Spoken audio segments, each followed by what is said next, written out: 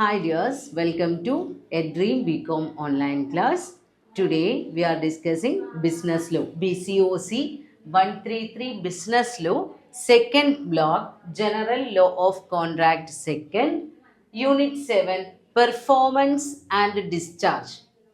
General Law of Contract relates to the general features of a contract. ഒരു കരാറിൽ ഏർപ്പെട്ട് കഴിഞ്ഞാൽ അതിലുള്ള രണ്ട് പാർട്ടികളായ പ്രോമിസർ പ്രോമിസി അവരുടെ കടമകളെക്കുറിച്ചും ആ കോൺട്രാക്റ്റിന്റെ സവിശേഷതകളെക്കുറിച്ചുമൊക്കെയാണ് നമ്മൾ ഈ ജനറൽ ലോ ഓഫ് കോൺട്രാക്ട് എന്ന് പറയുന്ന രണ്ട് ബ്ലോക്കുകളിലായിട്ട് ഡിസ്കസ് ചെയ്യുന്നത്. അപ്പോൾ ഈ യൂണിറ്റ് 7 പറയുന്നത് പെർഫോമൻസ് ആൻഡ് ഡിസ്ചാർജ് ആണ്. ഒരു കോൺട്രാക്റ്റിൻ്റെ പെർഫോമൻസ് എന്ന് പറഞ്ഞു കഴിഞ്ഞാൽ എന്താണ്, അല്ലെങ്കിൽ കോൺട്രാക്റ്റ് ഡിസ്ചാർജ് ആയി എന്ന് പറയുന്നത് എപ്പോഴാണ്. അപ്പോൾ ഒരു കോൺട്രാക്റ്റിൽ രണ്ട് പാർട്ടീസ് ഉണ്ട്, ഒരു പ്രോമിസറും ഒരു പ്രോമിസിയും. അപ്പോൾ പ്രോമിസർ എന്തൊക്കെയോ വാഗ്ദാനങ്ങൾ പ്രോമിസിക്ക് നൽകുന്നു, അത് പ്രോമിസി സ്വീകരിച്ചു കഴിയുമ്പോഴാണ് അത് ആക്സെപ്റ്റൻസ് ആയി മാറുന്നത്. അത്രയും നമ്മൾ നോക്കിക്കഴിഞ്ഞതാണ്, ഇതിന് മുന്നേയുള്ള ചാപ്റ്ററുകളിൽ നമ്മൾ പറഞ്ഞു കഴിഞ്ഞതാണ്.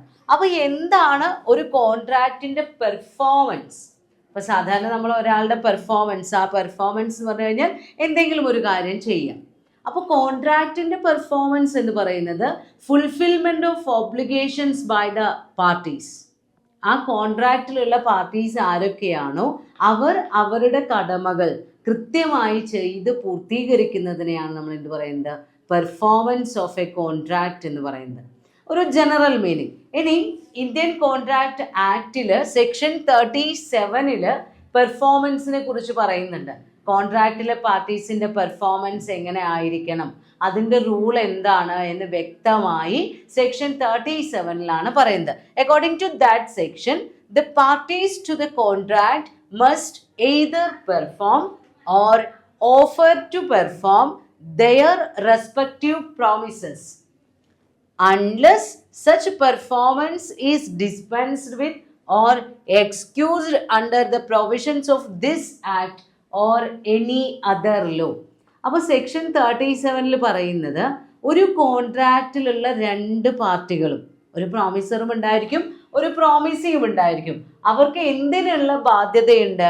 അവർ മസ്റ്റ് എയ്തർ പെർഫോം, ഒന്നുകിൽ അവർ പറഞ്ഞിട്ടുള്ള പ്രോമിസുകൾ അവർ ചെയ്യണം, ഓർ ഓഫർ ടു പെർഫോം, അല്ലെങ്കിൽ എന്ത് ചെയ്യണം, ആ കാര്യങ്ങൾ ഞങ്ങൾ ചെയ്യാം എന്ന് പറഞ്ഞ് ഓഫർ കൊടുക്കണം. അൺലെസ്, എപ്പോഴല്ലെങ്കിൽ, അതായത് സാധാരണയായി അവർ ചെയ്യേണ്ടത് അവരുടെ പ്രോമിസുകൾ പെർഫോം ചെയ്യണം, അല്ലെങ്കിൽ ചെയ്യാമെന്ന് ഓഫർ ചെയ്യണം. ഏതൊക്കെ സാഹചര്യങ്ങളിൽ ഒഴികെ? Unless performance is dispensed with or excused under the provisions of this act. ഈ നിയമത്തിൻ്റെ ഏതെങ്കിലും വകുപ്പുകൾ പ്രകാരം ആ പെർഫോമൻസ് ഇനി ചെയ്യേണ്ട, അവർക്ക് അതിൽ നിന്ന് എക്സ്ക്യൂസ് കിട്ടാണ്, അതല്ലെങ്കിൽ ആ പെർഫോമൻസ് നിർത്തിവെക്കുക, ക്യാൻസൽ ചെയ്യുക. അങ്ങനെയൊക്കെ ചെയ്യാത്ത സാഹചര്യത്തിൽ ഇവർ ഈ പ്രോമിസുകൾ നിർബന്ധമായും പെർഫോം ചെയ്യണം. അപ്പോൾ പ്രൊവിഷൻസ് ഓഫ് ദിസ് ആക്ട്, അതായത് ഒന്നുകിൽ ഈ നിയമത്തിൻ്റെ വകുപ്പുകൾ ഓർ എനി അതർ ലോ, അല്ലെങ്കിൽ വേറെ ഏതെങ്കിലും നിയമപ്രകാരം ഈ പെർഫോമൻസ് ചെയ്യേണ്ട എന്ന് നിയമം തന്നെ പറയുന്നത് വരെ, അങ്ങനെ പറഞ്ഞിട്ടില്ലെങ്കിൽ നമ്മൾ എന്ത് ചെയ്യണം?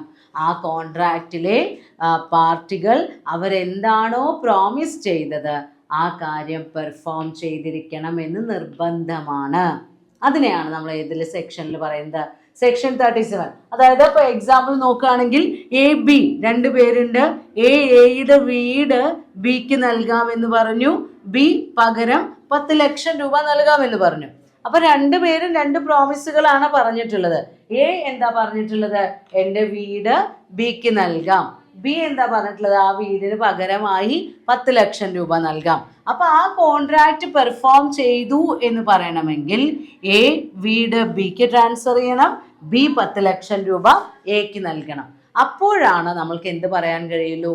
ആ കോൺട്രാക്റ്റ് എയും ബിയും പെർഫോം ചെയ്തു എന്ന് പറയാൻ പറ്റുള്ളൂ. ഇനി എന്തൊക്കെയാണ് ടൈപ്സ് ഓഫ് പെർഫോമൻസ്? അപ്പൊ എന്താണ് പെർഫോമൻസ് എന്നുള്ളത് നമ്മൾ പറഞ്ഞു. ആ കോൺട്രാക്റ്റിൽ ആ പാർട്ടികൾക്കുള്ള ഉത്തരവാദിത്തങ്ങൾ എന്താണോ, അവർ ചെയ്തിട്ടുള്ള പ്രോമിസുകൾ എന്താണോ അത് പാലിക്കുന്നതിനെയാണ് നമ്മൾ എന്ത് പറയുന്നത്? അവരുടെ പെർഫോമൻസ് എന്ന് പറയുന്നത്. അവരെന്താണോ ഓഫർ ചെയ്തത്, അവരെന്താണോ പ്രോമിസ് ചെയ്തത്, ആ പ്രോമിസ് ഫുൾഫിൽ ചെയ്യാം. അതാണ് പെർഫോമൻസ്. അപ്പോൾ ഈ പെർഫോമൻസ് രണ്ട് രീതിയിൽ വരാം, ടൈപ്സ് ഓഫ് പെർഫോമൻസ്. ഒന്ന് ആക്ച്വൽ പെർഫോമൻസ്, രണ്ടാമത്തേത് അറ്റംപ്റ്റഡ് പെർഫോമൻസ്. ആക്ച്വൽ പെർഫോമൻസ് എന്ന് പറഞ്ഞു കഴിഞ്ഞാൽ the parties actually fulfils their promises. എന്താണോ അവർ പ്രോമിസ് ചെയ്തിട്ടുള്ളത് ആ കാര്യം അവർ നിർവഹിക്കുന്നു. ഇപ്പോൾ എ വീട് കൊടുക്കാമെന്ന് പറഞ്ഞു, എ വീട് കൊടുത്തു. ബി പൈസ കൊടുക്കാമെന്ന് പറഞ്ഞു, ബി പൈസ കൊടുക്കുന്നു. അപ്പോൾ എന്താണോ പറഞ്ഞത് അത് ആ പറഞ്ഞതുപോലെ അവർ ചെയ്യുകയാണെങ്കിൽ അതിനെയാണ് നമ്മൾ എന്ത് പറയുക, ആക്ച്വൽ പെർഫോമൻസ്. എന്നാൽ അറ്റംപ്റ്റഡ് പെർഫോമൻസ് എന്ന് പറഞ്ഞു കഴിഞ്ഞാൽ പെർഫോം ചെയ്യാൻ ശ്രമിച്ചു, അത്രയേ ഉള്ളൂ. അപ്പോൾ ഒരു പ്രോമിസർ എന്താണോ പ്രോമിസ് ചെയ്തത് അത് അദ്ദേഹം അത് കൃത്യമായി ചെയ്തു, നമ്മുടെ പ്രോമിസിക്ക് നൽകി. പക്ഷേ പ്രോമിസി അത് ആക്സെപ്റ്റ് ചെയ്തില്ല എന്ന് വിചാരിക്കാം, അവരത് റെഫ്യൂസ് ചെയ്തു, നിരസിച്ചു, എനിക്കത് വേണ്ട എന്ന് പറഞ്ഞ് നിരസിച്ചു. അങ്ങനെയുള്ള പെർഫോമൻസിനെയാണ് നമ്മൾ എന്ത് പറയുന്നത്, അറ്റംപ്റ്റഡ് പെർഫോമൻസ്. അതിന് തന്നെ വേറൊരു പേര് കൂടിയുണ്ട്, ടെൻഡർ. അറ്റംപ്റ്റഡ് പെർഫോമൻസിന് നമ്മൾ എന്താണ് പറയാറുള്ളത്, ടെൻഡർ. ഇപ്പോൾ എക്സാമ്പിൾ പറയുകയാണെങ്കിൽ നമ്മുടെ ഈ കേസിൽ തന്നെ എ വീട് ബിക്ക് ട്രാൻസ്ഫർ ചെയ്യാമെന്ന് സമ്മതിച്ചു. എ അതിൻ്റെ ആധാരമൊക്കെ എടുത്ത് ബിയുടെ പേരിൽ രജിസ്റ്റർ ചെയ്യാൻ രജിസ്റ്റർ ഓഫീസിലെത്തി. എന്നിട്ട് ബിയെ വിളിക്കുമ്പോൾ ബി പറയാണ് വേണ്ട കേട്ടോ, എനിക്ക് ആ വീട് വേണ്ട എന്ന് റെഫ്യൂസ് ചെയ്യുന്നു. The promisee refuses to accept the offer. അപ്പോൾ പ്രോമിസർ ഇവിടെ അറ്റംപ്റ്റ് ചെയ്തു, പക്ഷേ പ്രോമിസി അത് സ്വീകരിച്ചില്ല. അങ്ങനെയുള്ള പെർഫോമൻസിനെയാണ് ടെൻഡർ അല്ലെങ്കിൽ അറ്റംപ്റ്റഡ് പെർഫോമൻസ് എന്ന് പറയുന്നത്. ഈ ടെൻഡർ അല്ലെങ്കിൽ അറ്റംപ്റ്റഡ് പെർഫോമൻസ് വീണ്ടും രണ്ടായി ഡിവൈഡ് ചെയ്യുന്നുണ്ട്. രണ്ട് തരം ടെൻഡർ ഉണ്ട്. ഒന്ന് tender of goods and services, പിന്നെ ഒന്ന് tender of money. Tender of goods and services എന്ന് പറയുമ്പോൾ ഇപ്പോൾ നമ്മളിവിടെ വീടൊക്കെ പറഞ്ഞില്ലേ, അല്ലെങ്കിൽ നമ്മൾ 10 ബാഗ് റൈസ് ഒരു ഡീലർ എ എന്ന് പറയുന്ന ആൾക്ക് നൽകാമെന്ന് സമ്മതിച്ചു. എ ആ 10 ബാഗ് റൈസ് ആ ആർക്കാണോ വിൽക്കാമെന്ന് സമ്മതിച്ചത് ആ വിൽക്കാമെന്ന് സമ്മതിച്ച ആളുടെ വീടിൻ്റെ മുന്നിൽ എത്തിച്ചു. നമ്മുടെ ഡീലർ എന്ത് ചെയ്തു, 10 ബാഗ് റൈസ് ആ വാങ്ങിക്കുന്ന ആളുടെ വീടിൻ്റെ മുന്നിൽ എത്തിച്ചു കൊടുത്തു. പക്ഷെ അയാൾ പറയാണ് എനിക്ക് വേണ്ട. അപ്പോൾ on behalf of the promisor he performed his duty. ഡീലറുടെ ഡ്യൂട്ടി എന്തായിരുന്നു, 10 ബാഗ് റൈസ് ഇയാൾക്ക് എത്തിച്ചു കൊടുക്കുക. അയാൾ ആ ഡ്യൂട്ടി കൃത്യമായി ചെയ്തു. അപ്പോൾ അയാളെ സംബന്ധിച്ചിടത്തോളം അവിടെ പെർഫോമൻസ് കഴിഞ്ഞു. പിന്നീട് അയാൾക്ക് ബാധ്യതകളില്ല. പക്ഷേ പ്രോമിസ് എന്ത് ചെയ്തില്ല, അത് ആക്സെപ്റ്റ് ചെയ്തില്ല, സ്വീകരിച്ചില്ല. അപ്പോൾ കോൺട്രാക്റ്റ് ഫുൾഫിൽ ആയില്ല, പക്ഷേ പ്രോമിസറുടെ ഒബ്ലിഗേഷൻ അയാൾ പൂർണ്ണമായും ചെയ്തു. അയാൾ ആ കോൺട്രാക്റ്റിൻ്റെ ബൈൻഡിങ്സിൽ നിന്ന് ഫ്രീ ആയി. എന്നാൽ രണ്ടാമത്തെ ടെൻഡർ ഓഫ് മണിയാണ്, പൈസയുടെ ഇടപാടുകളാണെങ്കിൽ. ഇപ്പോൾ ഒരു ഡെപ്റ്റർ, കടം വാങ്ങിച്ച ആൾ കടം തിരിച്ചു കൊടുക്കേണ്ട ക്രെഡിറ്റർ ഉണ്ടാവല്ലോ, ഡെപ്റ്ററും ക്രെഡിറ്ററും, അങ്ങനെയുള്ളൊരു റിലേഷനാണ് എന്ന് വിചാരിക്കാം. ഇപ്പോൾ എ എന്ന് പറയുന്ന ആൾ ബി എന്ന് പറയുന്ന ആളുടെ അടുത്ത് നിന്ന് 5 ലക്ഷം രൂപ കടം വാങ്ങിയിട്ടുണ്ട്. അത് മെയ് 10-ാം തീയതി കൊടുക്കാമെന്നായിരുന്നു പറഞ്ഞത്. അപ്പോൾ മെയ് 10-ാം തീയതി എ ബിയുടെ വീട്ടിലെത്തി ഈ 5 ലക്ഷം രൂപയും കൊണ്ട് ചെന്നു. അപ്പോൾ ബി വീട്ടിലില്ല, ബി എന്തെങ്കിലും ആവശ്യത്തിന് ആശുപത്രിയിൽ എവിടെയെങ്കിലും ആണെന്ന് വിചാരിക്കാം. അപ്പോൾ എ പറയാണ് ഞാൻ എൻ്റെ ഭാഗം ക്ലിയർ ആക്കിയിട്ടുണ്ട്, ഞാൻ എൻ്റെ 5 ലക്ഷം കൊണ്ട് നിൻ്റെ വീട്ടിലേക്ക് വന്നു, പക്ഷെ അവിടെ നീ ഇല്ലാത്തത് കൊണ്ട് എനിക്കത് നിനക്ക് നൽകാൻ കഴിഞ്ഞില്ല. അവിടെ ഡെപ്റ്ററുടെ ഒബ്ലിഗേഷൻ കഴിയുന്നുണ്ടോ? ഇല്ല. കടം വാങ്ങിച്ച പൈസ ഞാൻ അതുകൊണ്ട് നിന്റെ വീട്ടിൽ വന്നു, നീ അവിടെ ഇല്ലാത്തതുകൊണ്ട് തരാൻ പറ്റിയില്ല എന്ന് പറഞ്ഞത് കൊണ്ട് നമ്മുടെ കടബാധ്യത പൂർത്തിയാകുന്നില്ല. അപ്പോൾ ടെൻഡർ ഓഫ് മണി എന്ന് പറയുമ്പോൾ അവിടെ അറ്റംപ്റ്റഡ് പെർഫോമൻസ് ഉണ്ടെങ്കിലും പ്രോമിസറുടെ ഒബ്ലിഗേഷൻ അവിടെ കംപ്ലീറ്റ് ആവുന്നില്ല. അപ്പോൾ പെർഫോമൻസ് എന്ന് പറയുന്നത് ഒരു കോൺട്രാക്റ്റിൽ പ്രോമിസറും പ്രോമിസിയും എന്തെല്ലാം പ്രോമിസുകളാണോ നൽകിയിട്ടുള്ളത് അത് വ്യക്തമായി കംപ്ലീറ്റ് ചെയ്യുക അല്ലെങ്കിൽ ഫുൾഫിൽ ചെയ്യുന്നതിനെയാണ് നമ്മൾ എന്ത് പറയുക, പെർഫോമൻസ് എന്ന് പറയുന്നത്. അപ്പോൾ performance of contract may be 2 types, actual performance and attempted performance or tender. Tender may be again divided into 2, tender of goods and services and tender of money. പെർഫോമൻസിൽ നമ്മൾ പറഞ്ഞു 2 ടൈപ്പ് പെർഫോമൻസ് ഉണ്ട്, actual പെർഫോമൻസും attempted performance അല്ലെങ്കിൽ tender. ഇനി എന്തൊക്കെയാണ് ഒരു valid ടെൻഡറിൻ്റെ essentials? ഒരു tender അല്ലെങ്കിൽ അറ്റംപ്റ്റഡ് പെർഫോമൻസ് നിയമത്തിന് മുന്നിൽ വാലിഡ് ആവണമെങ്കിൽ അതിന് എന്തെല്ലാം ഫീച്ചേഴ്സ് വേണം? ഏറ്റവും ആദ്യമായി പറയുന്നത് it must B unconditional. Tender ഒരിക്കലും എന്താവരുത്, നിബന്ധനകളോട് കൂടിയതാവരുത്. ഇപ്പോൾ എക്സാമ്പിൾ പറയുകയാണെങ്കിൽ ബിക്ക് ബിയുടെ കയ്യിൽ നിന്ന് 2 ലക്ഷം രൂപ വാങ്ങിച്ചു. അപ്പോൾ ആ 2 ലക്ഷം രൂപ 3 മാസം കഴിഞ്ഞ് തിരിച്ചു കൊടുക്കാമെന്ന് പറഞ്ഞാണ് വാങ്ങിച്ചത്. പക്ഷേ 2 മാസം കഴിഞ്ഞപ്പോൾ പറയാണ് ആ 2 ലക്ഷത്തിന് പകരം നീ എൻ്റെ കാർ എടുത്തോ. അങ്ങനെ ഒരു ഓഫർ കൊടുക്കുകയാണ്. 2 ലക്ഷം രൂപ കൊടുക്കുന്നതിന് പകരം എൻ്റെ കാർ എടുത്തോളൂ എന്ന് പറഞ്ഞൊരു കണ്ടീഷണൽ ഓഫറാണ് അവിടെ. അപ്പോൾ ആക്ച്വലി 2 ലക്ഷം കൊടുക്കുന്നതിന് പകരം വേറൊരു വസ്തുവാണ് ഓഫർ ചെയ്യുന്നത്. അങ്ങനെയുള്ള അറ്റംപ്റ്റഡ് പെർഫോമൻസുകളൊന്നും എന്തല്ല, ഒരു വാലിഡ് ടെൻഡർ അല്ല. ദെൻ രണ്ടാമതായി പറയുന്നത് it must be made at proper time and place. നമ്മൾ ഓഫർ എല്ലായ്പ്പോഴും എന്താണോ കോൺട്രാക്റ്റിൽ പറഞ്ഞിട്ടുള്ളത് ആ പറഞ്ഞ സമയത്ത് പറഞ്ഞ സ്ഥലത്ത് വെച്ച് വേണം പ്രോമിസുകൾ നിറവേറ്റേണ്ടത്. ഇപ്പോൾ എക്സാമ്പിൾ പറയുകയാണെങ്കിൽ സാധാരണ ഇപ്പോൾ ഗുഡ്സ് ഡെലിവറി ചെയ്യാനുള്ള കോൺട്രാക്റ്റ് ആണെങ്കിൽ നോർമൽ ബിസിനസ് അവേഴ്സിൽ നമ്മൾ ഗുഡ്സ് കൊണ്ടേ കൊടുക്കണം. അതല്ലാതെ നമ്മുടെ ഓഫീസൊക്കെ പൂട്ടിയിരിക്കുന്ന സമയത്ത് നട്ടപ്പാതിരയ്ക്ക് 1 മണിക്ക് ഗുഡ്സും കൊണ്ട് വന്നിട്ട് ഞങ്ങൾ നിങ്ങളുടെ കടയിൽ ഗുഡ്സും കൊണ്ട് വന്നു, നിങ്ങളുടെ ഓഫീസ് തുറന്നിട്ടുണ്ടായിരുന്നില്ല, അങ്ങനെ പറഞ്ഞു കഴിഞ്ഞാൽ അതൊരു ന്യായമല്ല. എക്സെപ്റ്റ് എങ്ങനെയാണെങ്കിൽ അറ്റ് എനി ടൈം ഡെലിവറി നടത്താമെന്ന് കോൺട്രാക്റ്റിൽ പ്രൊവിഷൻ ഉണ്ടെങ്കിൽ നട്ടപ്പാതിരയ്ക്ക് കൊടുത്താൽ നമ്മൾ വാങ്ങിക്കണം.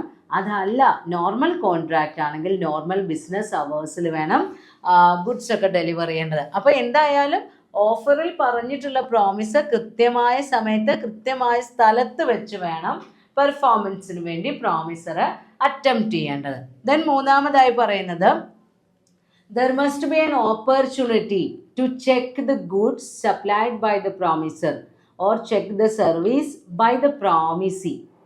അതായത് പ്രോമിസിക്ക് വാഗ്ദാനം നൽകിയിട്ടുള്ള അതേ ഗുഡ്സ് തന്നെയല്ലേ നമ്മൾ സപ്ലൈ ചെയ്തിട്ടുള്ളത് എന്ന് പരിശോധിക്കാനുള്ള ഒരു അവസരം കൊടുക്കണം. ഇപ്പം നമ്മൾ ഏതെങ്കിലും ഫസ്റ്റ് ക്വാളിറ്റി പ്രോഡക്റ്റ് സപ്ലൈ ചെയ്യാമെന്ന് പറഞ്ഞു, 10 ബാഗ് കൊണ്ടുവന്ന് കൊടുക്കാമെന്ന് പറഞ്ഞു. അപ്പോൾ ഡീലർ 10 ബാഗ് ഇയാളുടെ വീട്ടിൽ കൊണ്ടുവന്ന് വെച്ചു. പക്ഷെ അത് തുറന്ന് നോക്കി ഇയാൾ ഓർഡർ ചെയ്തത് തന്നെ അല്ലേ എന്ന് ഉറപ്പ് വരുത്താനുള്ള ഒരു അവസരം പ്രോമിസിക്ക് നൽകണം. അതല്ലാതെ നമ്മൾ അറ്റംപ്റ്റ് ചെയ്തു, നമ്മൾ പെർഫോമൻസിന് അറ്റംപ്റ്റ് ചെയ്തു എന്ന് പറഞ്ഞിട്ട് കാര്യമില്ല. നമ്മൾ കൃത്യമായി പ്രോമിസിക്ക് അവർ ആ ഓർഡർ ചെയ്ത വസ്തു അല്ലെങ്കിൽ ഓഫർ ചെയ്ത വസ്തുവും ലഭിച്ച വസ്തുവും ഒന്ന് തന്നെയല്ലേ എന്ന് പരിശോധിക്കാനുള്ള ഒരു അവസരം നൽകിയിരിക്കണം. ദെൻ അടുത്തതായി പറയുന്നത് the tender must be for whole obligations. നമ്മൾക്ക് ആ കോൺട്രാക്റ്റിലുള്ള ഡ്യൂട്ടി, ആ ഒബ്ലിഗേഷൻ മുഴുവനായും ഫുൾഫിൽ ചെയ്യാൻ വേണ്ടിയായിരിക്കണം നമ്മൾ പരിശ്രമിച്ചിട്ടുണ്ടായിരിക്കേണ്ടത് അല്ലെങ്കിൽ ടെൻഡർ നടത്തിയിട്ടുണ്ടാവുന്നത്. ഇപ്പോൾ എക്സാമ്പിൾ പറയുകയാണെങ്കിൽ 5 ലക്ഷം രൂപ ബിയുടെ കയ്യിൽ നിന്ന് കടം വാങ്ങിച്ചു എന്ന് വിചാരിക്കാം. ആ 5 ലക്ഷം മെയ് 10-ാം തീയതി കൊടുക്കാമെന്ന് പറഞ്ഞു. എന്നിട്ട് മെയ് 10-ാം തീയതി സ്യൂട്ട് കേസൊക്കെ ആയിട്ട് ചെന്നു, അതിൽ 2 ലക്ഷം ഉള്ളൂ എന്ന് വിചാരിക്കാം. അത് ഒരു ഗുഡ് അറ്റംപ്റ്റഡ് പെർഫോമൻസ് അല്ല. കാരണം 5 ലക്ഷം നൽകുമ്പോൾ 5 ലക്ഷം കൊണ്ട് തന്നെ നമ്മൾ പോകണം. അപ്പോഴേ നമ്മൾക്ക് അറ്റംപ്റ്റഡ് പെർഫോമൻസ് എന്ന് പറയാൻ കഴിയുള്ളൂ. ഹോൾസം ആയിട്ട് നമ്മുടെ ലയബിലിറ്റി ഫുള്ളായിട്ട്, നമ്മുടെ ഓബ്ലിഗേഷൻ ഫുള്ളായും ഫുൾഫിൽ ചെയ്യാൻ വേണ്ടി ശ്രമിച്ചാലാണ് അത് അറ്റംപ്റ്റഡ് പെർഫോമൻസ്. ദെൻ അടുത്തതായി പറയുന്നത് it must be made to promisee or authorised agent. നമ്മൾ ഈ അറ്റംപ്റ്റഡ് പെർഫോമൻസ് നടത്തേണ്ടത് ആർക്കായിരിക്കണം?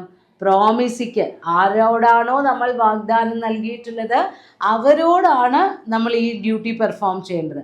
അതല്ലെങ്കിൽ അവർ ഓതറൈസ് ചെയ്ത ഏജൻറ്റോട്. അപ്പോൾ നമ്മൾ 10 ബാഗ് അരി എക്ക് നൽകാമെന്ന് കോൺട്രാക്ട് വെച്ചിട്ടുണ്ടെങ്കിൽ ഒന്നുകിൽ അത് ഡയറക്റ്റായി എക്ക് തന്നെ നൽകണം, അല്ലെങ്കിൽ പറയുകയാണ് ഞാനുണ്ടാവില്ല, എൻ്റെ മകനാണ് വീട്ടിലുണ്ടാവുക, അവൻ വാങ്ങിച്ചോളൂ എന്ന് പറയുകയാണെങ്കിൽ അങ്ങനെയുള്ള ഓതറൈസ്ഡ് ഏജൻറ്റുകൾക്ക് നൽകാം.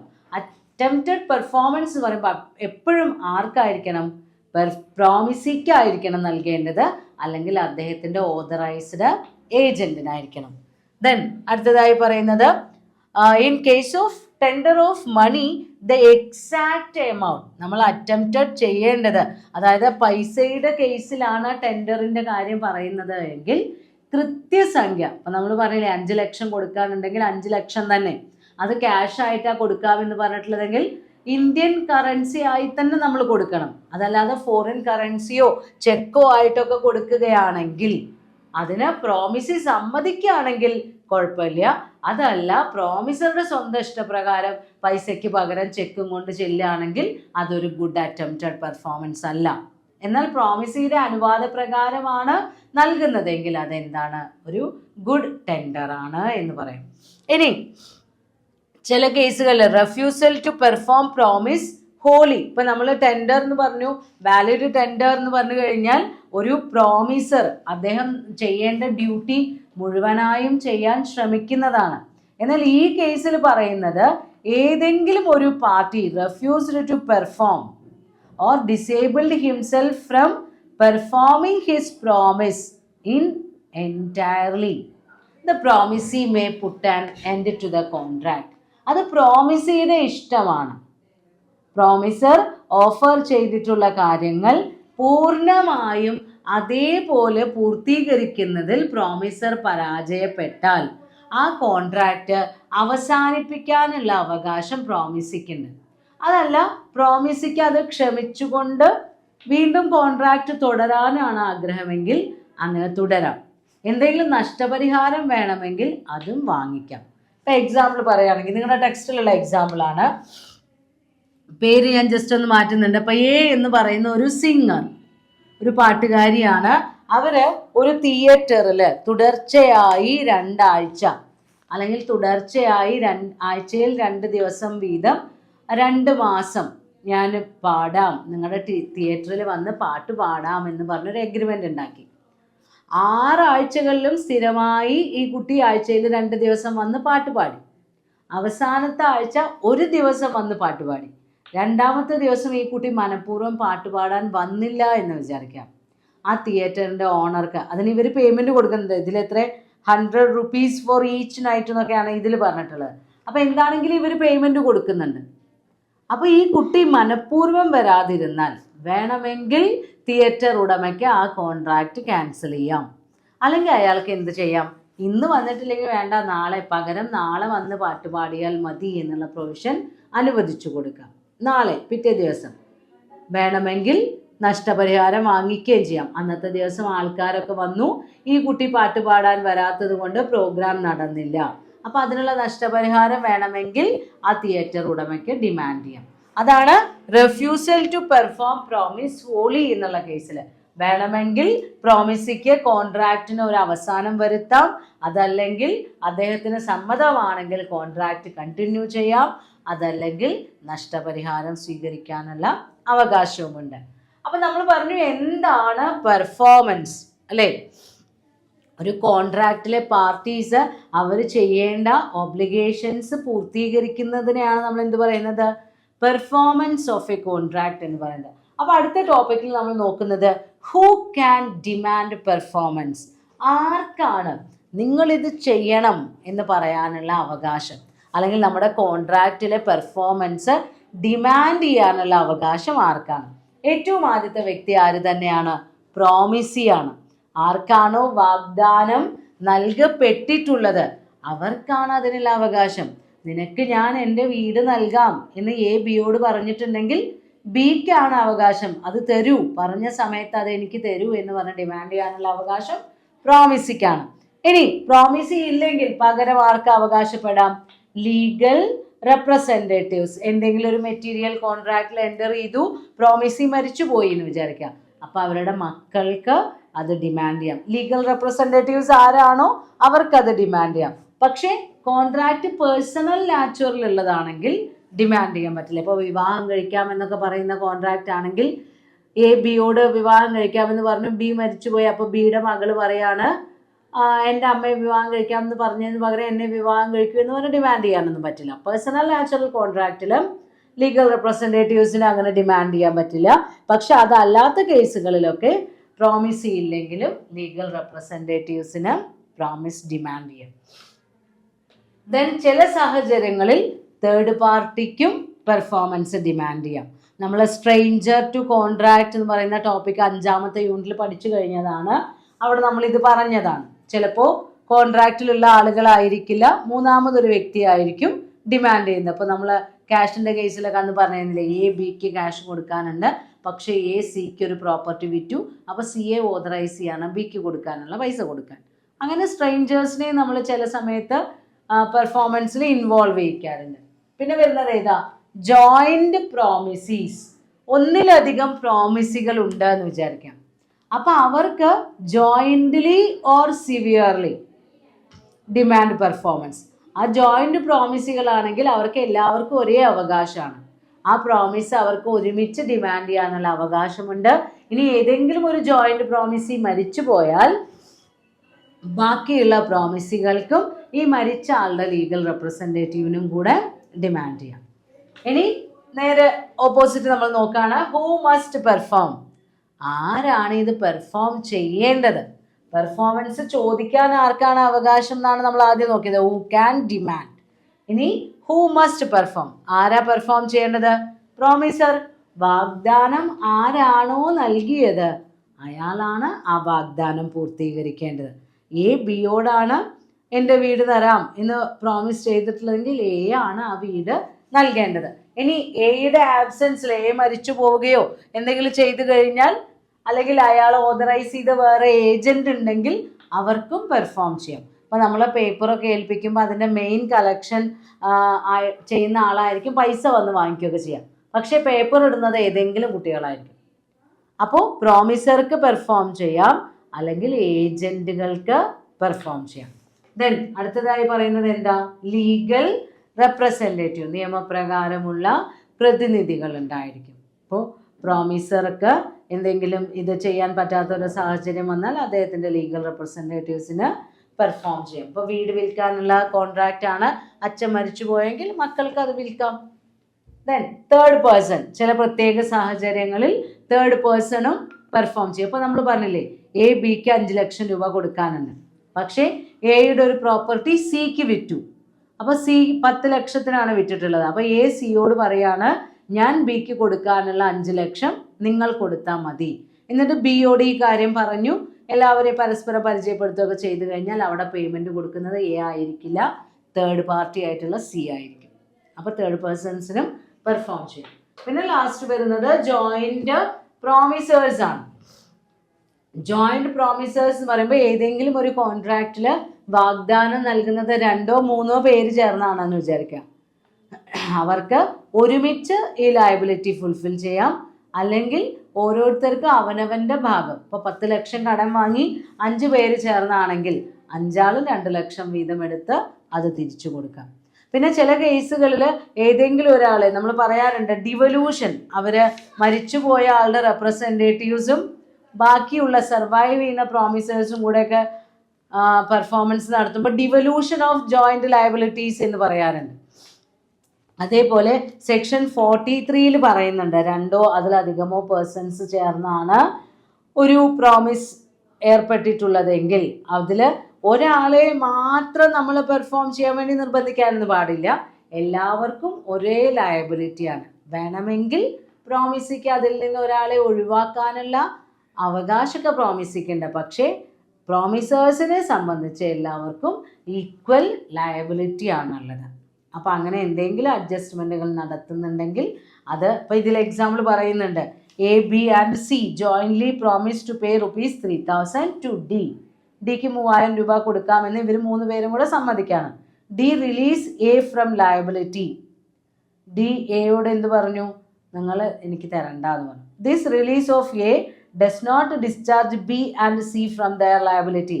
അപ്പോൾ എയോട് ഡി അങ്ങനെ പറഞ്ഞു എന്ന് വിചാരിച്ച ബിയുടെയും സിയുടെയും ബാധ്യത കുറയുന്നില്ല. അവർ കൊടുക്കേണ്ട പൈസ അവർ കൊടുക്കുക തന്നെ വേണം. If D recovers the entire amount dum, ഈ 3000ഉം ഈ 2 ആളുടെ നിന്ന് വാങ്ങിച്ചു എന്ന് വിചാരിക്കാം. അപ്പോൾ സിക്ക് എന്ത് ചെയ്യാം? അതായത് സിയിൽ നിന്ന് മാത്രമാണ് വാങ്ങിച്ചത് എങ്കിൽ അയാൾക്ക് മറ്റു 2 ആളോട് അവരുടെ ഷെയർ ആവശ്യപ്പെടാം. പ്രോമിസേഴ്സിനെ സംബന്ധിച്ച് ലയബിലിറ്റി അവിടെ കംപ്ലീറ്റ് ആവുന്നില്ല. പ്രോമിസിക്ക് വേണമെങ്കിൽ ഒരാളെ റിലീസ് ചെയ്യാം, പക്ഷെ അയാളുടെ കോൺട്രിബ്യൂഷൻ കൂടി മറ്റുള്ളവരിൽ നിന്ന് വാങ്ങിയിട്ടുണ്ടെങ്കിൽ പ്രോമിസേഴ്സിന് ആ റിലീസ് ചെയ്യപ്പെട്ട വ്യക്തിയിൽ നിന്ന് ഇത് തിരിച്ചു പിടിക്കാം. Next topic, time and place of performance. ഒരു കോൺട്രാക്റ്റ് പെർഫോമൻസ് ചെയ്യേണ്ട സമയത്തെക്കുറിച്ചോ അല്ലെങ്കിൽ എവിടെ വെച്ചാണ് പെർഫോമൻസ് നമ്മൾ കംപ്ലീറ്റ് ചെയ്യേണ്ടതെന്ന സ്ഥലത്തെക്കുറിച്ചോ കൃത്യമായി പറഞ്ഞിട്ടുണ്ടെങ്കിൽ എന്താണ് ചെയ്യേണ്ടത്, അഥവാ പറഞ്ഞിട്ടില്ലെങ്കിൽ എന്താണ് ചെയ്യേണ്ടത്. അതിൽ ഫസ്റ്റ് വരുന്നത് വിത്തിൻ എ റീസണബിൾ ടൈം. അതായത് നോർമലി ഒരു കോൺട്രാക്റ്റിൽ പെർഫോമൻസിൻ്റെ ടൈമിനെ കുറിച്ചോ പ്ലേസിനെ കുറിച്ചോ ഒന്നും പ്രത്യേകിച്ച് സ്പെസിഫിക്കേഷൻസ് ഇല്ലെങ്കിൽ the contract must be perform within A reasonable time. ആ റീസണബിൾ ടൈം എന്ന് പറയുന്നത് ഓരോ കോൺട്രാക്റ്റിനെയും ഡിപ്പെൻസ് ആണ്. കോൺട്രാക്റ്റിൻ്റെ നാച്ചർ അനുസരിച്ചാണ് ശരിയായ സമയം എപ്പോഴാണ് എന്ന് നമ്മൾ തീരുമാനിക്കുന്നത്. അപ്പോൾ വ്യക്തമായി ഒരു സ്പെസിഫിക്കേഷൻ ഇല്ല എങ്കിൽ നമ്മൾ എന്ത് ചെയ്യണം, റീസണബിൾ ടൈമിലാണ്, അതായത് during business hours, normal working hours, അങ്ങനെ ഒരു ന്യായമായ സമയം നോക്കിയാണ് പെർഫോമൻസ് ചെയ്യേണ്ടത്. രണ്ടാമതായി പറയുന്നത് if there is time specified for performance then the promisor has to perform within that time limit. നമ്മൾക്ക് കൃത്യമായി പറഞ്ഞിട്ടുണ്ടെങ്കിൽ, പക്ഷെ അവിടെയും ഒരു പ്രൊവിഷൻ വരുന്നുണ്ട്. അപ്പം നമ്മളോട് പറഞ്ഞു 2024 ജനുവരി 10 ഗുഡ്സിൻ്റെ ഡെലിവറി നടത്തേണ്ടത് എന്ന് പറഞ്ഞു. 2024 ജനുവരി 10, പക്ഷെ അവിടെ സമയം പറഞ്ഞിട്ടില്ല. അപ്പോൾ വർക്കിംഗ് അവേഴ്സ് കഴിഞ്ഞ് അല്ലെങ്കിൽ ബിസിനസ് അവേഴ്സിന് ശേഷമാണ് ഈ ഗുഡ്സിൻ്റെ ഡെലിവറി നടത്തുന്നതെങ്കിൽ അതൊരു പ്രോപ്പർ പെർഫോമൻസ് അല്ല. അപ്പോൾ നമ്മൾ റീസണബിൾ ടൈം എന്നുള്ള പ്രൊവിഷൻ എടുക്കണം, അല്ലെങ്കിൽ പ്രോമിസിയോട് ചോദിക്കണം എപ്പോഴാണ്, കൃത്യസമയം എപ്പോഴാണ് ഇത് സപ്ലൈ ചെയ്യേണ്ടത് എന്ന് റിക്വസ്റ്റ് ചെയ്ത് ചോദിക്കണം. ദെൻ മൂന്നാമത്തെ കേസ് പറയുന്നത് അപ്ലിക്കേഷൻ ബൈ പ്രോമിസി. ചില കേസുകളിൽ ടൈമും പ്ലേസും ഒക്കെ കൃത്യമായി പറഞ്ഞിട്ടുണ്ടാവും, പക്ഷേ ആ പർട്ടിക്കുലർ ഡേറ്റിൽ പ്രോമിസി ഒരു അപ്ലിക്കേഷൻ, ഒരു ഡിമാൻഡ് ഓഫ് പെർഫോമൻസ് സബ്മിറ്റ് ചെയ്യണം എന്നൊരു പ്രൊവിഷൻ ഉണ്ടെങ്കിൽ പ്രോമിസി അത് സബ്മിറ്റ് ചെയ്ത് കഴിഞ്ഞാൽ, ആപ്ലിക്കേഷൻ സെൻഡ് ചെയ്ത് കഴിഞ്ഞാൽ ആ പെർഫോമൻസ് നമ്മൾ കൃത്യമായി അന്ന് തന്നെ പെർഫോം ചെയ്യണം. Then no place is offered. നമ്മുടെ കോൺട്രാക്റ്റിൽ വ്യക്തമായി സ്ഥലം പറഞ്ഞിട്ടില്ല എന്ന് വിചാരിക്കാം. അപ്പോൾ പ്രോമിസർ എന്ത് ചെയ്യണം, പ്രോമിസിയോട് ചോദിക്കണം എവിടെയാണ് ഞാനിത് പെർഫോം ചെയ്യേണ്ടത്, എവിടേക്കാണ് ഗുഡ്സ് സപ്ലൈ ചെയ്യേണ്ടത് എന്ന് വ്യക്തമായി ചോദിച്ചപ്പോൾ ഇതിൽ എക്സാമ്പിളായിട്ട് പറയുന്നുണ്ട്. നോ പ്ലേസ് ആണെങ്കിൽ ഇപ്പോൾ എയും ബിയും, A undertakes to deliver 1000 kilos of jute to B on a fixed day, അടുത്ത വെള്ളിയാഴ്ച എന്നൊക്കെ പറഞ്ഞു. പക്ഷേ സ്ഥലം പറഞ്ഞിട്ടില്ലെങ്കിൽ എ എന്ത് ചെയ്യണം, apply to B to fix a reasonable place for the purpose of receiving it. ഏത് സ്ഥലത്ത് വെച്ചാണ് നിങ്ങളിത് റിസീവ് ചെയ്യുന്നത് എന്ന് അവരോട് ചോദിച്ച് നമ്മൾ ഉറപ്പുവരുത്തണം. ദെൻ ലാസ്റ്റിൽ പറയുന്നത് എന്താ, manner and time prescribed by promisee. നമ്മൾ ഈ ഗുഡ്സിൻ്റെ സപ്ലൈ ചെയ്യുമ്പോൾ അല്ലെങ്കിൽ ഈ പെർഫോമൻസ് നടത്തേണ്ടത് ഏത് രീതിയിൽ പെർഫോമൻസ് വേണമെന്നാണോ പ്രോമിസി പറഞ്ഞിട്ടുള്ളത് അതേ രീതിയിൽ വേണം, അതേ സമയത്ത് വെച്ചാണ് നമ്മൾ പെർഫോം ചെയ്യേണ്ടത്. പ്രോമിസി ആണ് അത് തീരുമാനിക്കാൻ. ഇപ്പോൾ ഇതിൽ എക്സാമ്പിൾ പറയുന്നുണ്ട്, A desires B who owes him ₹100 to send him a note for ₹100 by post. The debt is discharged as soon as B puts it into the post. അത് നമ്മൾ ആ പറഞ്ഞില്ലേ ഒരു ആപ്ലിക്കേഷൻ കൊടുക്കേണ്ട കേസ്, അതാണ് ഇതിൽ വരുന്നത്. അത് പോസ്റ്റിലിട്ട ഉടനെ ഈ പൈസ കൊടുക്കേണ്ട ബാധ്യത ആരംഭിക്കുകയായി. അപ്പോൾ എങ്ങനെയാണെങ്കിലും പെർഫോമൻസിൻ്റെ സ്പെസിഫിക്കേഷൻസ് നൽകാനുള്ള അധികാരം ആർക്കാണ്, നമ്മുടെ പ്രോമിസിക്കാണ്. ഇനി അതുമായി റിലേറ്റ് ചെയ്ത് വരുന്ന ഒരു കൺസെപ്റ്റാണ് time as essence of contract. ചില കോൺട്രാക്റ്റുകളിൽ അത് പെർഫോം ചെയ്യേണ്ട സമയത്തിന് വളരെയധികം പ്രാധാന്യമുണ്ടാവും. അങ്ങനെയുള്ള കേസിൽ കോൺട്രാക്റ്റ് രൂപീകരിക്കുമ്പോൾ തന്നെ നമ്മൾ ഈ കാര്യം മെൻഷൻ ചെയ്യണം. ഇവിടെ സമയത്തിന് പ്രാധാന്യമുണ്ട്. അപ്പോൾ നമ്മളൊരു ഡയാലിസിസ് പേഷ്യൻറ്റിനോ അല്ലെങ്കിൽ ഒരു ഓപ്പറേഷൻ നടക്കുന്ന പേഷ്യൻറ്റിനോ ബ്ലഡ് സപ്ലൈ ചെയ്യാൻ വേണ്ടി നമ്മളൊരു കോൺട്രാക്റ്റിലെത്തി. അപ്പോൾ നാളെയാണ് ഓപ്പറേഷൻ എങ്കിൽ ഇന്ന് രാത്രി 10 മണിക്ക് എത്തിക്കണം എന്ന് പറഞ്ഞാൽ അത് ആ 10 മണിക്ക് തന്നെ എത്തിക്കണം. അത് എത്തിച്ചിട്ടില്ലെങ്കിൽ ആ കോൺട്രാക്റ്റ് ക്യാൻസലായി പോകും. അതിനെതിരെ നഷ്ടപരിഹാരത്തിനൊക്കെ കേസ് കൊടുത്താൽ നമ്മൾ പ്രോമിസർ നൽകേണ്ടി വരും. അപ്പോൾ എങ്ങനെയുള്ള കേസിലൊക്കെയാണ് ഇത് വരിക? ഒന്ന്, expressly agreed as time as essence. ഈ കോൺട്രാക്റ്റിൽ ടൈമിന് പ്രാധാന്യമുണ്ട് എന്ന് കോൺട്രാക്റ്റിൽ തന്നെ പറഞ്ഞിട്ടുണ്ടായിരിക്കും. അതല്ലെങ്കിൽ the delay operates and injury to the party. സമയം വൈകുന്തോറും മറ്റേ പാർട്ടിക്ക് അതുകൊണ്ട് നഷ്ടം നേരിട്ടുകൊണ്ടിരിക്കുക. അങ്ങനെയൊക്കെയുള്ള കേസിൽ പിന്നെ ലാസ്റ്റിൽ പറയുന്നത് സ്പെസിഫൈഡ് ടൈമിൽ തന്നെ അത് ചെയ്യണം എന്നുള്ള നാച്ചുറലുള്ള കോൺട്രാക്റ്റുകളാണെങ്കിൽ ഇത്തരം കരാറുകളിലെല്ലാം ടൈംലി പെർഫോമൻസിന് പ്രാധാന്യമുണ്ട്. അപ്പോൾ സെക്ഷൻ 55 പറയുന്നുണ്ട്, ഏതെങ്കിലും ഒരു കോൺട്രാക്റ്റിൽ സമയത്തിന് അത്രയും പ്രാധാന്യം ഉണ്ടാവുകയും അതിൽ ഏതെങ്കിലും ഒരു പാർട്ടി അവരുടെ പെർഫോമൻസ് ചെയ്യുന്നതിൽ പരാജയപ്പെടുകയും ചെയ്താൽ ആ കോൺട്രാക്റ്റിൻ്റെ വാലിഡിറ്റി ഡിപ്പെൻസ് ആണ്, അല്ലെങ്കിൽ കോൺട്രാക്റ്റ് ബിക്കം വോയിഡബിൾ. സെക്കൻഡ് പാർട്ടിക്ക് എന്ത് ചെയ്യാം? ആ കോൺട്രാക്റ്റ് ക്യാൻസൽ ചെയ്യാം. സമയം വൈകി എന്നുള്ള ഒരു കാരണം കൊണ്ട് ക്യാൻസൽ ചെയ്യാം. അപ്പോൾ നമ്മളൊരു വിവാഹ ഫംഗ്ഷനുള്ള കാറ്ററിംഗ് ഏൽപ്പിച്ചു എന്ന് വിചാരിക്കാം. ഉച്ചയ്ക്ക് 12 മണിയാകുമ്പോഴേക്കും ഫുഡ് എത്തണമെന്ന് നമ്മൾ പറഞ്ഞു. 50 ലക്ഷം രൂപയുടെ കോൺട്രാക്റ്റ് ഒക്കെ ആണെന്ന് വിചാരിക്കാം. 12 മണി എന്ന് പറഞ്ഞത് 2 മണിയായിട്ടും ഫുഡ് എത്തിയിട്ടില്ലെങ്കിൽ ആ 50 ലക്ഷം നൽകേണ്ട ബാധ്യത പ്രോമിസിക്കില്ല. കാരണം പറഞ്ഞ സമയത്ത് ഫുഡ് എത്തിയിട്ടില്ല. അപ്പോൾ പ്രോമിസർ, അയ്യോ ഞാൻ ഫുഡൊക്കെ ഉണ്ടാക്കി പക്ഷെ എത്താൻ വൈകി എന്നേ ഉള്ളൂ, എനിക്ക് ഇത്ര രൂപ ചിലവായി, അത് നിങ്ങൾ തരണം എന്നൊന്നും പ്രോമിസർ പറഞ്ഞാൽ കൊടുക്കേണ്ട ബാധ്യത ആർക്കില്ല? പ്രോമിസിക്കില്ല. Promisee has a right to cancel the contract. The validity depends. അതായത് കോൺട്രാക്റ്റ് എന്തായി മാറും? വോയിഡബിൾ കോൺട്രാക്റ്റായി മാറും. അപ്പോൾ time as essence of contract. അങ്ങനെയാണെങ്കിൽ അത് നമ്മൾ ആ കോൺട്രാക്റ്റ് രൂപീകരിക്കുമ്പോൾ തന്നെ മെൻഷൻ ചെയ്യണം. അപ്പോൾ ആ പറഞ്ഞ സമയത്ത് തന്നെ പെർഫോമൻസ് കംപ്ലീറ്റ് ചെയ്യണം. Performance of reciprocal promises. ഏതെങ്കിലും ഒരു കോൺട്രാക്റ്റിൽ mutual performance to do or to abstain from doing ഒരേ സമയം ചെയ്യുകയാണെങ്കിൽ അതിനെയാണ് നമ്മൾ എന്ത് പറയുന്നത്? Reciprocal promises. അതായത് ഒരു പ്രോമിസ് അങ്ങോട്ട് കൊടുക്കുന്നു, പകരം ഇങ്ങോട്ടും ഒരു promise. They forming consideration for each other. ഒരു പ്രോമിസിനുള്ള കൺസിഡറേഷനായി വേറൊരു പ്രോമിസ് പകരം നൽകുകയാണെങ്കിൽ അത്തരം പ്രോമിസുകളെയാണ് നമ്മൾ എന്ത് പറയാം? റെസിപ്രോക്കൽ പ്രോമിസസ് എന്ന് പറയുന്നത്. സെക്ഷൻ 2 സബ്സെക്ഷൻ എഫിലാണ് റെസിപ്രോക്കൽ പ്രോമിസിനെ കുറിച്ച് എക്സ്പ്ലെയിൻ ചെയ്തിട്ടുള്ളത്. The promises which form the consideration or part of the consideration for each other. Reciprocal promise എന്ന് പറഞ്ഞു കഴിഞ്ഞാൽ അത് പ്രോമിസസ് ആണ്. അതിൻ്റെ പ്രത്യേകത എന്താ? ഒരു പ്രോമിസ് വേറൊരു പ്രോമിസിൻ്റെ കൺസിഡറേഷനായി മാറുന്നു, അല്ലെങ്കിൽ കൺസിഡറേഷൻ്റെ ഭാഗമായി മാറുന്നു. അത്തരം പ്രോമിസുകളുടെ പെർഫോമൻസിനെ കുറിച്ചാണ് പറയുന്നത്. അപ്പോൾ ഇതിൽ ഈ റെസിപ്രോക്കൽ പ്രോമിസുകളെ ക്ലാസിഫൈ ചെയ്തിട്ടുണ്ട്. ജോൺസ് വേഴ്സസ് ബാർക്ലേ എന്ന് പറയുന്ന കേസിൽ ലോർഡ് മാൻസ്ഫീൽഡ് ആണ് 3 കാറ്റഗറിയായി റെസിപ്രോക്കൽ പ്രോമിസുകളെ ക്ലാസിഫൈ ചെയ്യാമെന്ന് പറയുന്നത്.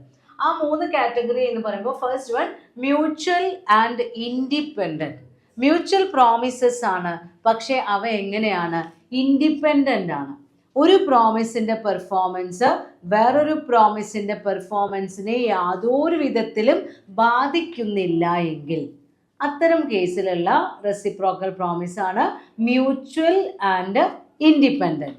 രണ്ടാമത്തെ കാറ്റഗറി എന്ന് പറയുന്നത് കണ്ടീഷണൽ ആൻഡ് ഡിപ്പെൻഡൻ്റ് ആണ്. The performance of one promise affect the performance of other. ഒരു പ്രോമിസ് ഇങ്ങനെ ചെയ്താൽ അടുത്തത് ഞാൻ ചെയ്യാം, നിങ്ങൾ തിങ്കളാഴ്ച വന്നാൽ ഞാൻ 10,000 രൂപ തരാം. അപ്പോൾ തിങ്കളാഴ്ച അവർ വരണം, അപ്പോഴേ നമ്മൾക്ക് ഈ 10,000 രൂപ കൊടുക്കേണ്ട ആവശ്യമുള്ളൂ. അങ്ങനെ ഒരു പ്രോമിസ് നടന്നാൽ അടുത്ത പ്രോമിസ് പെർഫോം ചെയ്യാം. അതാണ് conditional and dependent. The performance of one promise depends on the performance of other promise. Then മൂന്നാമത്തെ കാറ്റഗറി എന്ന് പറയുന്നത് mutual and concurrent. Mutual performance ആണ്, അത് കൺകറൻ്റ് ആണ്. അറ്റ് എ സെയിം ടൈം ഒരേ സമയം 2 പ്രോമിസും ഒപ്പം നടത്തേണ്ടതാണെങ്കിൽ അതാണ് മ്യൂച്വൽ ആൻഡ് കൺകറൻറ്റ്. അങ്ങനെ 3 ടൈപ്പ് റെസിപ്രോക്കൽ പ്രോമിസുകളാണ് ഉള്ളത്. ഇനി ഈ റെസിപ്രോക്കൽ പ്രോമിസിൻ്റെ റൂളുകൾ എന്ന് പറയുന്നത് first category mutual and independent. പരസ്പരം എന്തില്ല, ബന്ധമില്ല. അപ്പൊ ഇവിടെ രണ്ട് പാർട്ടികളും അവനവന്റെ ഡ്യൂട്ടി പെർഫോം ചെയ്യണം. അതിൽ ഒരാൾ പെർഫോം ചെയ്തോ ഇല്ലയോ എന്ന് മറ്റേയാൾക്ക് നോക്കേണ്ട ആവശ്യമില്ല. കാരണം അവരുടെ പ്രോമിസുകൾ എന്താണ്, ഇൻഡിപെൻഡന്റ് ആണ്. അപ്പൊ ഈ കേസിൽ ഒരു പാർട്ടി അവരുടെ ഡ്യൂട്ടി പെർഫോം ചെയ്തു, രണ്ടാമത്തെ പാർട്ടി ഡ്യൂട്ടി പെർഫോം ചെയ്തില്ല എന്ന് വിചാരിക്കാം. ഇയാൾക്ക് ആ ചെയ്യാത്ത ആൾക്കെതിരെ കോമ്പൻസേഷന് വേണ്ടി അല്ലെങ്കിൽ ഡാമേജിന് വേണ്ടി കേസ് കൊടുക്കാം. അപ്പോൾ മ്യൂച്വൽ ആൻഡ് ഇൻഡിപെൻഡൻ്റ് ആവുമ്പോൾ the performance of one promise will not affect the performance of other promise. നമ്മൾക്ക് മറ്റേയാൾ അത് ചെയ്തിട്ടില്ല എന്ന് പറഞ്ഞ് നമുക്ക് നമ്മുടെ ഡ്യൂട്ടി ചെയ്യാതിരിക്കാൻ പറ്റില്ല. ഓരോരുത്തർക്കും അവരവരുടേതായ ഇൻഡിപെൻഡൻറ്റ് പെർഫോമൻസ് ആണ് അതിലുള്ളത്. അതുകൊണ്ട് തന്നെ ഒരു വ്യക്തി പെർഫോം ചെയ്യുകയും രണ്ടാമത്തെ വ്യക്തി പെർഫോം ചെയ്യാതിരിക്കുകയും ചെയ്താൽ ഡാമേജിന് വേണ്ടി പെർഫോം ചെയ്ത ആൾക്ക് എന്ത് ചെയ്യാം, മറ്റേ ആൾക്കെതിരെ കേസ് കൊടുക്കാം. ദെൻ രണ്ടാമത്തെ കേസ് കണ്ടീഷണൽ ആൻഡ് ഡിപ്പെൻഡൻ്റ് ആണ്. ഇവിടെ നമ്മൾ പറഞ്ഞു ഡിപ്പെൻഡ്സ് ആണ്, ഒരു പ്രോമിസിനെ ഡിപ്പെൻഡ് ചെയ്താണ് രണ്ടാമത്തെ പ്രോമിസ് ഉള്ളത്. അപ്പൊ സെക്ഷൻ 54 പറയുന്നത് the first party has to perform first. ആരാണോ ആദ്യം ഒരു പ്രോമിസ് സംഭവിച്ചു കഴിഞ്ഞാൽ അതിനെ ആശ്രയിച്ചാണ് രണ്ടാമത്തെ പ്രോമിസ് പിന്നീട് സംഭവിക്കുന്നത്. അപ്പൊ ആദ്യം ചെയ്യേണ്ട ആള് അവരുടെ ഡ്യൂട്ടി ചെയ്യണം. അങ്ങനെ ചെയ്തു കഴിഞ്ഞാൽ രണ്ടാമത്തെ പാർട്ടി അവനവൻ്റെ ഡ്യൂട്ടി ചെയ്യും. അപ്പോൾ if the first party fails to perform his promise then the second party has no liability to perform his duty. Dependent ആണ്. നിങ്ങൾ തിങ്കളാഴ്ച വന്നാൽ ഞാൻ 10,000 രൂപ തരാം. അവർ തിങ്കളാഴ്ച വന്നില്ല, അപ്പം നമ്മൾ ഈ 10,000 രൂപ അവർക്ക് കൊടുക്കുകയും വേണ്ട. അപ്പം അങ്ങനെയുള്ളതാണ് മ്യൂച്വൽ ആൻഡ് ഡിപ്പെൻഡൻറ്റ്. മൂന്നാമത്തെ കേസ് മ്യൂച്വൽ ആൻഡ് കൺകറൻ്റ് ആണ്. ഒരേ സമയമാണ് ഇവിടെ രണ്ട് പ്രോമിസുകളും പെർഫോം ചെയ്യേണ്ടത്. അപ്പോൾ ഒരു പാർട്ടി പെർഫോം ചെയ്യാൻ റെഡിയായി നിൽക്കുകയാണ്, പക്ഷെ രണ്ടാമത്തെ പാർട്ടി പെർഫോം ചെയ്യാൻ റെഡി അല്ല എന്ന് വിചാരിക്കാം. അപ്പോൾ ഫസ്റ്റ് പേഴ്സണ് പെർഫോം ചെയ്യേണ്ട ആവശ്യമില്ല. ഇപ്പം നമ്മൾ ഒരു ബാഗ് അരി എക്ക് കൊണ്ടേ കൊടുക്കുകയാണ്. നമ്മളോട് 2,000 രൂപ തരാമെന്ന് പറഞ്ഞിട്ടുണ്ട്. ഈ ബാഗ് അരി അങ്ങോട്ട് കൊടുത്താൽ 2,000 രൂപ ഇങ്ങോട്ട് തരും. നമ്മൾ അരിയുമായിട്ട് ചെന്നു. കയ്യിൽ പൈസ ഇല്ലാതെ നിൽക്കുകയാണ്, പൈസ തരാൻ എനിക്ക് സമ്മതമല്ല എന്ന് പറഞ്ഞാൽ നമ്മൾ അരി അവർക്ക് കൊടുക്കേണ്ട, അരി കൊണ്ട് നമുക്ക് തിരിച്ചു പോരാം. അതാണ് മ്യൂച്വൽ ആൻഡ് കൺകറന്റ്. അപ്പോൾ സെക്ഷൻ 52 ഈ റെസിപ്രോക്കൽ പ്രോമിസിന്റെ ഓർഡർ ഓഫ് പെർഫോമൻസിനെ കുറിച്ച് പറയുന്നത്.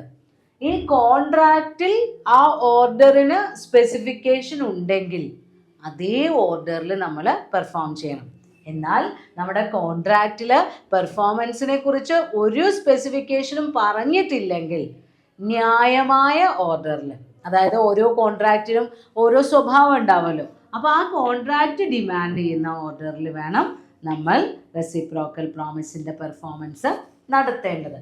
ഇനി എഫക്റ്റ് ഓഫ് പ്രിവെൻറ്റിംഗ് പെർഫോമൻസ്.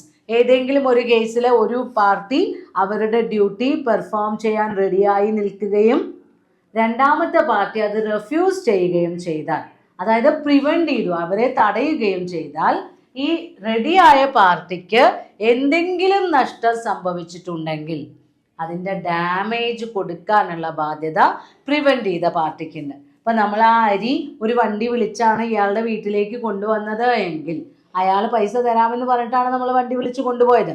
അപ്പോൾ ആ വണ്ടിയുടെ പൈസ കൊടുക്കേണ്ട ബാധ്യത ഈ നിരസിച്ച ആൾക്ക്, എനിക്ക് വേണ്ട, അവനവൻ്റെ ഉമ്മറത്ത് എത്തിയപ്പോഴാണ് വേണ്ട എന്ന് പറഞ്ഞത്, അപ്പോൾ ആ വണ്ടി പൈസ കൊടുക്കാനുള്ള ബാധ്യത ഈ നിരസിച്ച ആൾക്കുണ്ട്, പെർഫോമൻസ് പ്രിവെൻറ്റ് ചെയ്ത ആൾക്കുണ്ട്. അപ്പോൾ അവിടെ നമ്മൾക്ക് കോമ്പൻസേഷന് വേണ്ടി ക്ലെയിം ചെയ്യാം.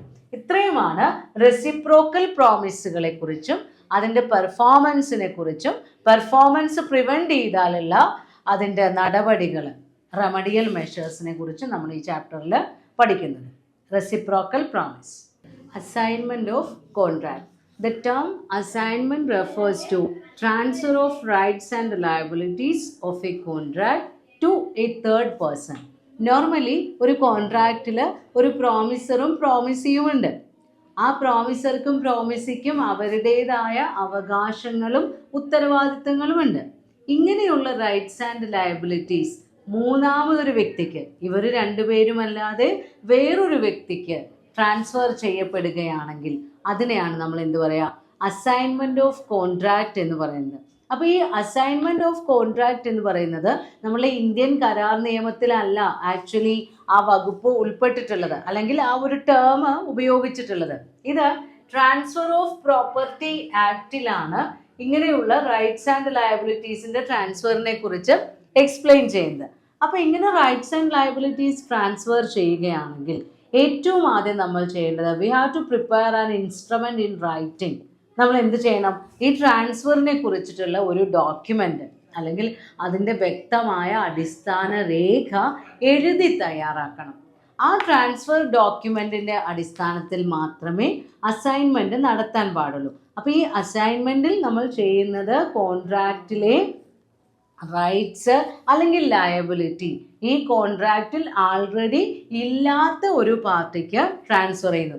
ഇത് രണ്ട് രീതിയിൽ വരാം. ഒന്ന്, assignment by act of parties, നമ്മുടെ കോൺട്രാക്റ്റിലെ പാർട്ടികൾ അവരുടെ പ്രവർത്തനത്തിലൂടെ അസൈൻമെന്റ് നടത്താം. രണ്ട്, ഓപ്പറേഷൻ ഓഫ് ലോ, നിയമത്തിന്റെ പ്രവർത്തനം മൂലം അസൈൻമെന്റ് നടത്താം. അപ്പൊ ആദ്യത്തെ കേസിൽ പാർട്ടികളുടെ താല്പര്യത്തിനനുസരിച്ചാണ് അവർ അസൈൻമെന്റ് നടത്തുന്നത്. ഇപ്പൊ നമ്മൾ പറഞ്ഞില്ലേ, ചിലപ്പോൾ ഏതെങ്കിലും തരത്തിലുള്ള പെർഫോമൻസ് ഒക്കെ ചിലപ്പോൾ തേർഡ് പാർട്ടിയെ അല്ലെങ്കിൽ ഏജന്റിനെ ഏൽപ്പിക്കാം എന്നൊക്കെ പറഞ്ഞു. അപ്പൊ അതിൽ പ്രോമിസറും പ്രോമിസിയും അല്ല അവിടെ പെർഫോമൻസ് നടത്തുന്നത്, ആ റൈറ്റ്സ് അല്ലെങ്കിൽ ആ ലയബിലിറ്റി ചെയ്യുന്നത്. ഇപ്പോൾ എ, ബി, സി മൂന്ന് പേര്, ഒരു എക്സാമ്പിൾ നമ്മൾ കുറേ മുന്നേ പറഞ്ഞിരുന്നു. എയും ബിയും സിയും. എ ബിക്ക് 5 ലക്ഷം രൂപ കൊടുക്കാനുണ്ട്. എന്നാൽ എയുടെ ഒരു പ്രോപ്പർട്ടി സിക്ക് 10 ലക്ഷം രൂപയ്ക്ക് വിറ്റിട്ടുണ്ട്. അപ്പോൾ എ സിയോട് പറയാണ് ബിക്ക് കൊടുക്കാനുള്ള 5 ലക്ഷം സി കൊടുക്കണം, ബാക്കി 5 ലക്ഷം എക്ക് നൽകിയാൽ മതി. അങ്ങനെ ഒരു ഓതറൈസേഷൻ കൊടുക്കുന്നു. അപ്പൊ യഥാർത്ഥത്തിൽ എ ആണ് ബിക്ക് 5 ലക്ഷം കൊടുക്കാനുള്ളത്, എയുടെ ലയബിലിറ്റി ആണ്. പക്ഷെ ഈ ലയബിലിറ്റി അത് പൂർത്തീകരിക്കാനുള്ള അവകാശം നമ്മൾ ആർക്ക് കൊടുത്തു? സിക്ക് കൊടുത്തു. എയുടെ ലയബിലിറ്റി സിക്ക് ട്രാൻസ്ഫർ ചെയ്തു. സി ആണ് പിന്നീട് 5 ലക്ഷം രൂപ ബിക്ക് കൊടുക്കുന്നത്.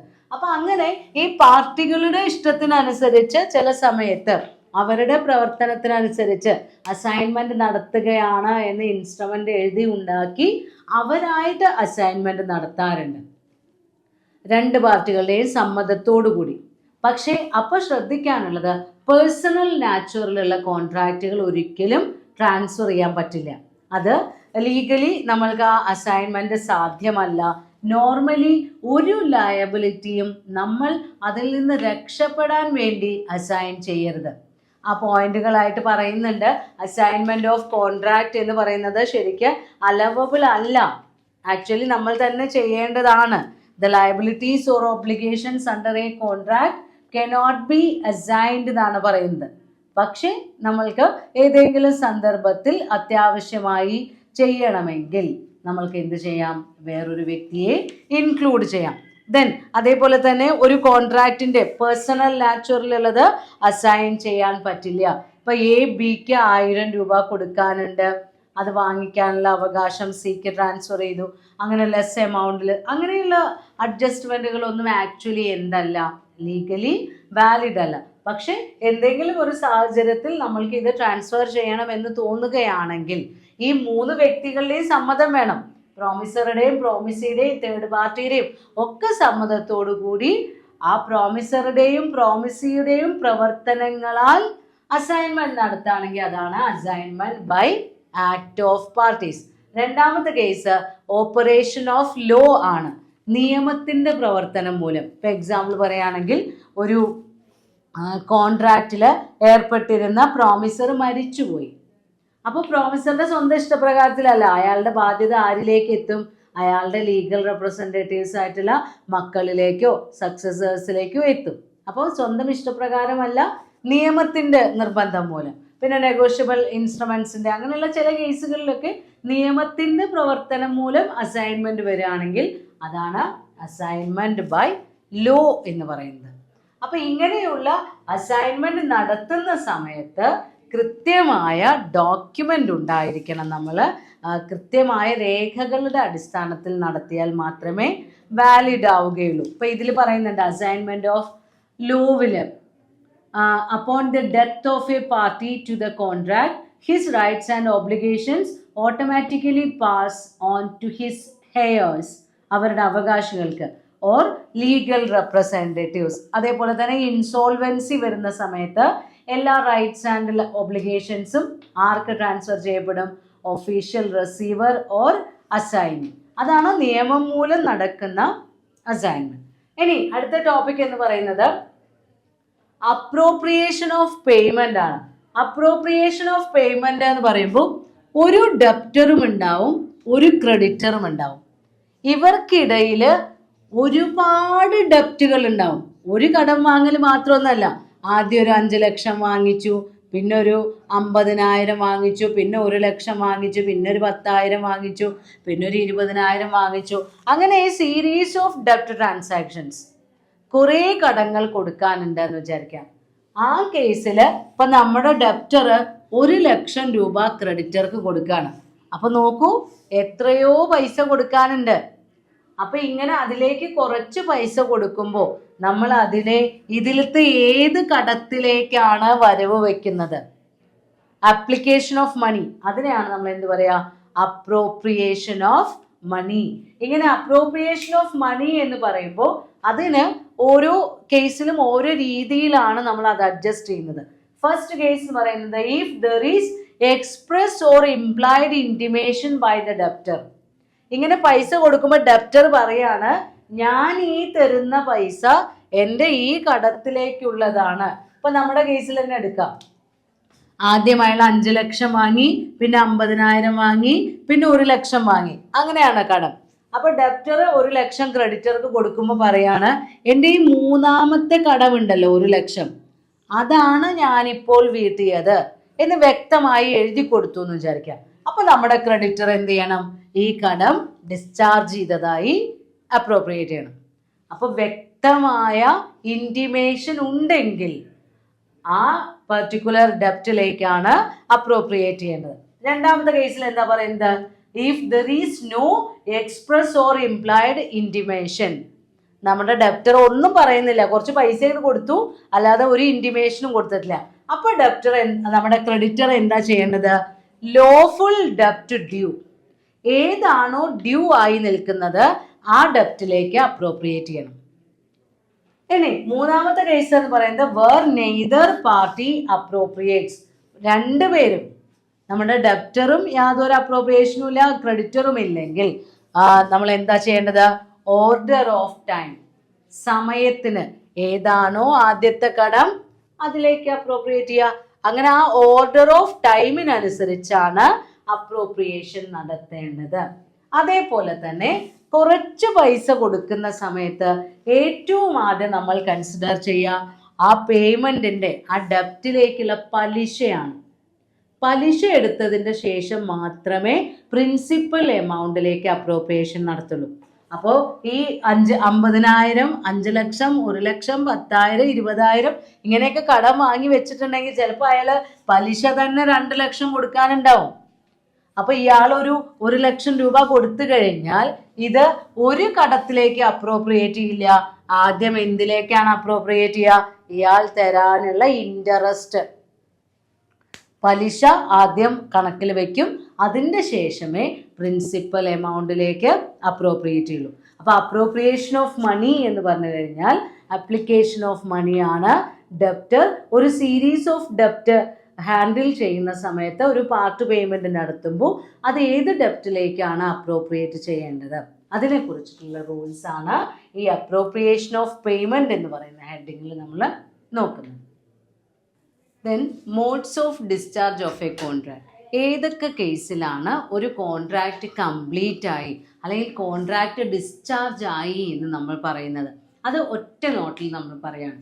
കുറേ കാര്യങ്ങൾ ഇപ്പോൾ ഓപ്പറേഷൻ ഓഫ് പാർട്ടീസും അതേപോലെ തന്നെ പെർഫോമൻസൊക്കെ നമ്മൾ കുറച്ചൊക്കെ നമ്മൾ നോക്കിക്കഴിഞ്ഞതാണ്. ഇനി എങ്ങനെയൊക്കെയാണ് ഇപ്പോൾ ഡിസ്ചാർജ് ആയി എന്ന് പറഞ്ഞു കഴിഞ്ഞാൽ അത് കഴിഞ്ഞു, ആ കോൺട്രാക്റ്റ് ടെർമിനേറ്റഡ് ആയി, ആ കോൺട്രാക്റ്റ് ഇല്ലാതെയായി. അത് ഏതൊക്കെ കേസിൽ വരാം? മെയിൻ ആയിട്ട് വരുന്നത് ഒന്ന് പെർഫോമൻസ്, ചെയ്യാനുള്ള കാര്യം ചെയ്തിട്ട് കോൺട്രാക്റ്റിന് എൻഡ് വരിക. രണ്ട് മ്യൂച്വൽ എഗ്രിമെന്റ്, കോൺട്രാക്റ്റിൽ ഏർപ്പെടുന്ന വ്യക്തികൾ തമ്മിൽ ഒരു പരസ്പരം അണ്ടർസ്റ്റാൻഡിങ്ങിലെത്തി ഒരു തീരുമാനത്തിലെത്തി അവർ കോൺട്രാക്റ്റ് അവസാനിപ്പിക്കാം. മൂന്ന് ഓപ്പറേഷൻ ഓഫ് ലോ, നിയമത്തിന്റെ പ്രവർത്തനം മൂലം കരാറില്ലാതെയാവാം. നാല് ഇമ്പോസിബിലിറ്റി, ആ കോൺട്രാക്റ്റിൽ പറയുന്ന കാര്യം ചെയ്യുന്നത് അസാധ്യമായി തീരും. അഞ്ച് ലാപ്സ് ഓഫ് ടൈം, സമയം കഴിഞ്ഞു പോവുക.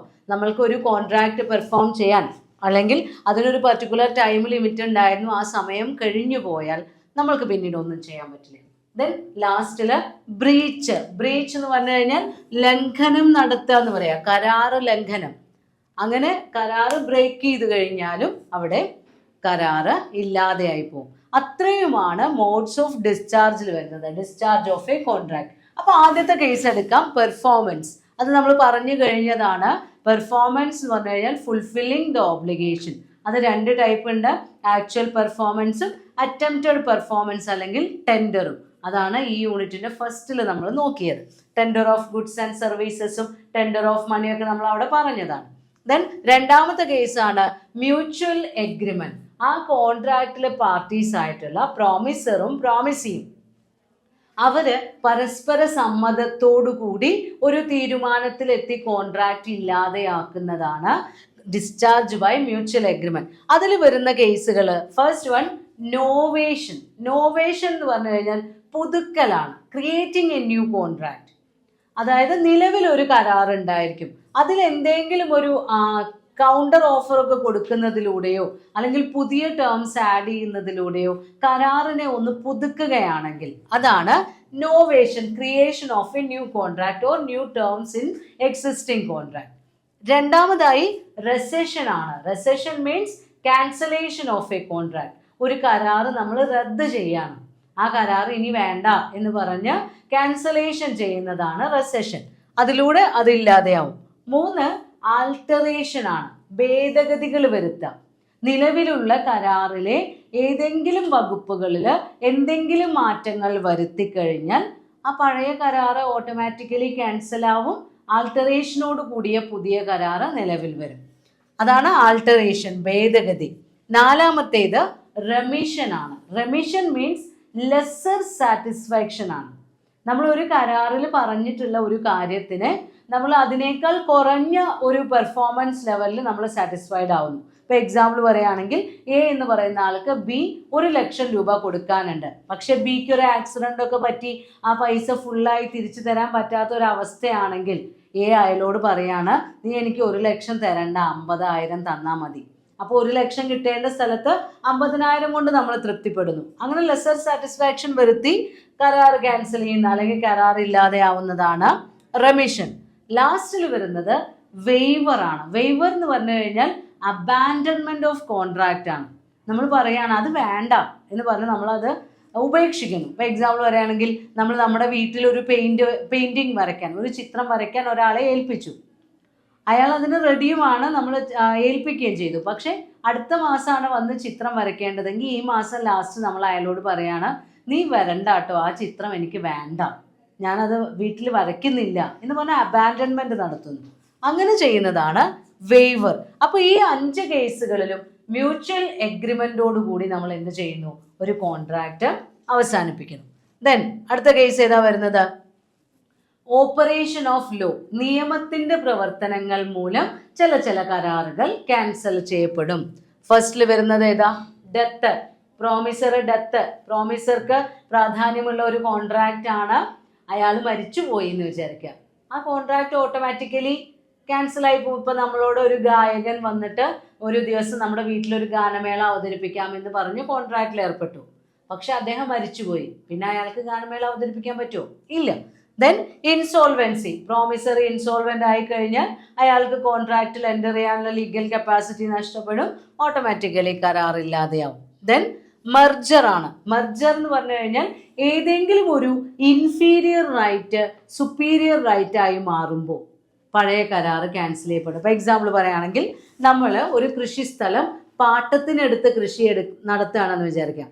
അപ്പോൾ അവിടെ ഒരു ടെനന്റ് ലാൻഡ് ലോഡ് അങ്ങനെയുള്ള ഒരു റിലേഷനും കോൺട്രാക്റ്റും ഒക്കെയാണ് നമ്മുടെ ഇടയിലുള്ളത്.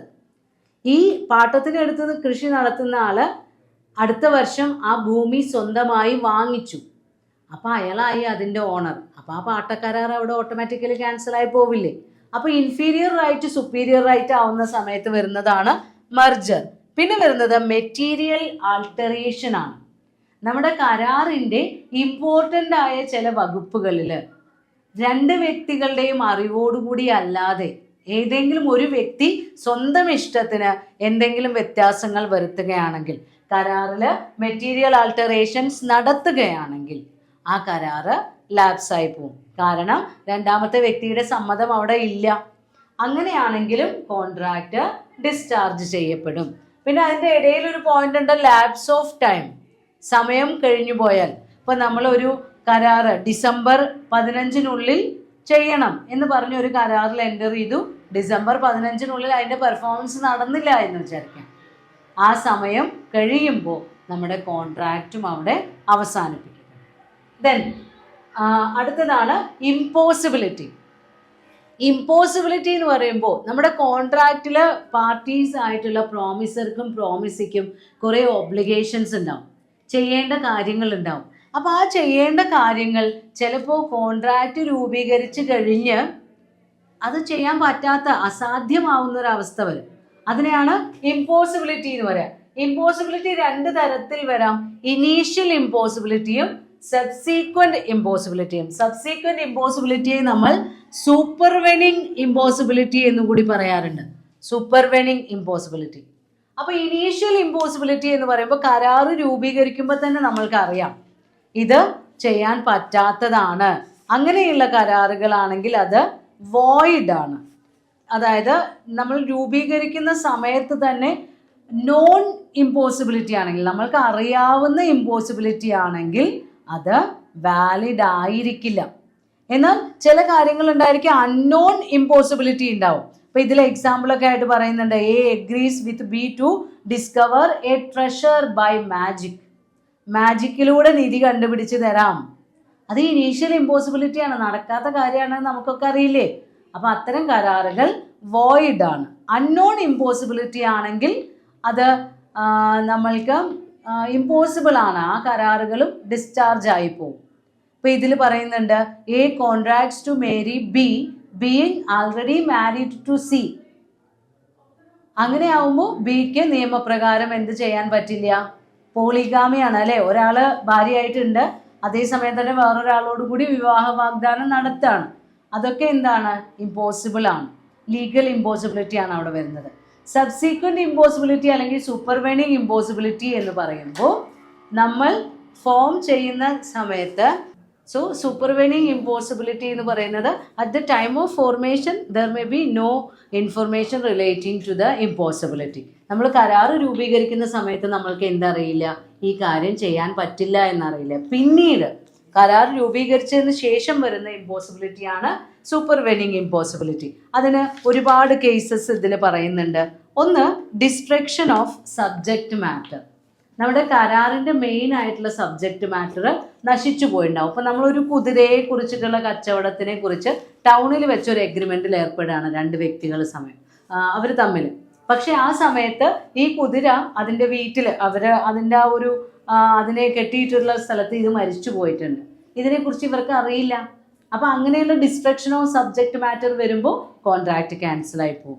പിന്നെ വരുന്നത് ഡെത്ത് ഓർ പേഴ്സണൽ ഇൻകപ്പാസിറ്റി. നമ്മളൊരു കാര്യത്തിന് വേണ്ടി കോൺട്രാക്റ്റിൽ എൻ്റർ ചെയ്തു, അപ്പോഴേക്കും മരിച്ചുപോയി, അല്ലെങ്കിൽ നമുക്കത് ചെയ്യാൻ പറ്റാതെയായി. പാട്ട് പാടാമെന്നാണ് പറഞ്ഞത്, നമുക്ക് വോക്കൽ കോഡിന് എന്തെങ്കിലും ആക്സിഡൻറ്റ് പറ്റി ശബ്ദം പോയെന്ന് വിചാരിക്കുക, സൂപ്പർവെനിങ് ഇമ്പോസിബിലിറ്റിയാണ്. പിന്നെ ചേഞ്ച് ഓഫ് ലോ, നിയമം മാറുക. നമ്മൾ ആ എന്തെങ്കിലും ഒരു കാര്യം രൂപീകരിക്കുന്ന സമയത്ത് അതുണ്ട്. ഇപ്പോൾ 2000 രൂപയുടെ നോട്ട് നിരോധനം വന്നത്, അപ്പോൾ അങ്ങനെയുള്ള നിയമം മാറുന്നതിനനുസരിച്ച് ഇമ്പോസിബിലിറ്റി വരാം. പിന്നെ വരുന്നത് secession of A state of thing, സാഹചര്യങ്ങൾ മാറുക. ഇപ്പോൾ ഇതിലെ എക്സാമ്പിൾ പറയുന്നുണ്ട്, എയും ബിയും അവർ പരസ്പരം കല്യാണം കഴിക്കാമെന്ന് സമ്മതിച്ചിരുന്നു. പക്ഷേ ആ സമയമായപ്പോഴേക്കും എ ഗോസ് മാഡ്, എക്ക് ഭ്രാന്തായി.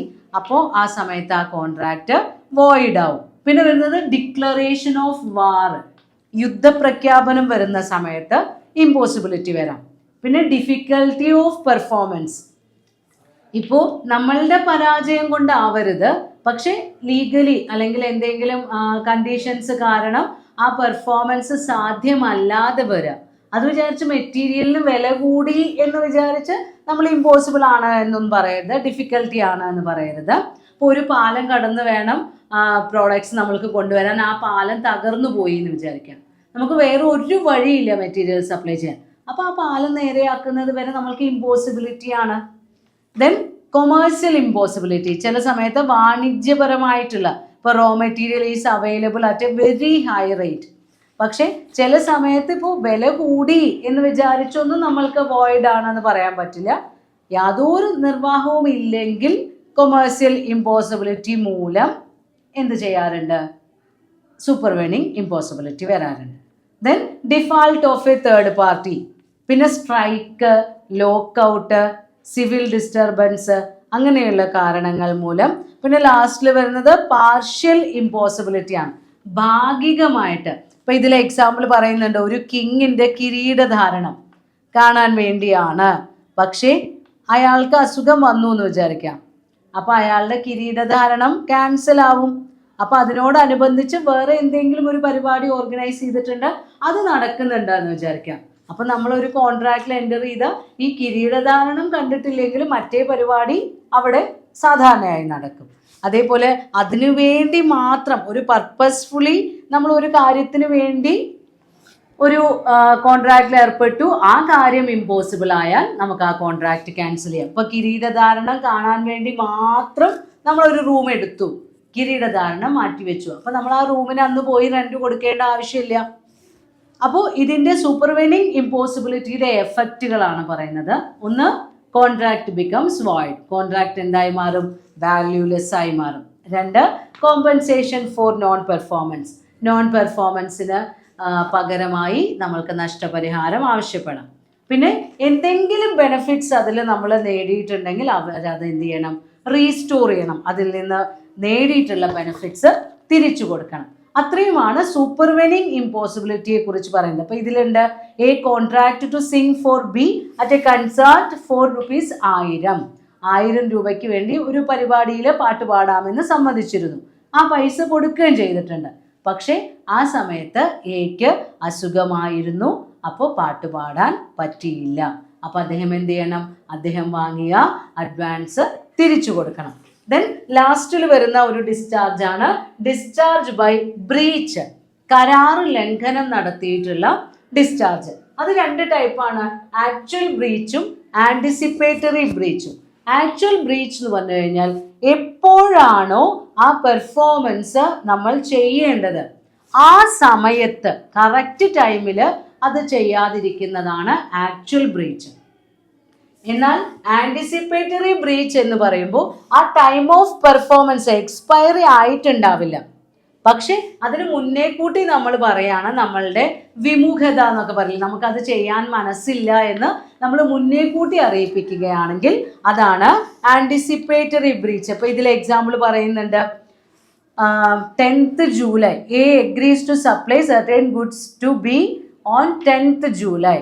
പക്ഷേ ആ ഡേറ്റിന് മുന്നേ എ ബിയോട് ഇൻഫോം ചെയ്യാണ്, ഞാൻ ഈ ഗുഡ്സ് നിങ്ങൾക്ക് സപ്ലൈ ചെയ്യില്ല എന്ന് മുന്നേ കൂട്ടി പറയുന്നു. അതിനെയാണ് നമ്മൾ എന്ത് പറയുക? Anticipatory breach. അപ്പോൾ ഇൻ കേസ് ഓഫ് ബ്രീച്ച് സംഭവിച്ചു കഴിഞ്ഞാൽ അതിനുള്ള പരിഹാരം എന്താണ്? Aggrieved party gets a right to claim compensation, നഷ്ടപരിഹാരം ചോദിക്കാനുള്ള അവകാശമുണ്ട്.